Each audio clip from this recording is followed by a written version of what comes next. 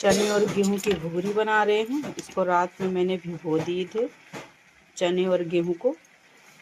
फिर इसमें कुकर में 2 सीटी लगा के इसको बॉईल कर लिया है। कढ़ैया में मैंने प्याज और हरी मिर्च लाल हो गई है तो इसको इसमें डाल दिया है। अब इसको थोड़ा पकाएंगे। जिसका इसमें पानी है, थोड़ा ये पानी जल जाएगा। इसमें डालेंगे कुछ नहीं, सिर्फ नमक डालेंगे और कुछ नहीं।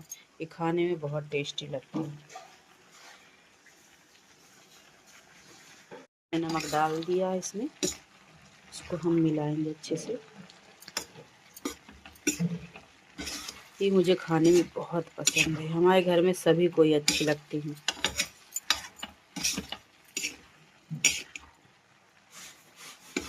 ये भी देख सकते हैं इसमें इतना पानी है। ये पानी जब जल जाएगा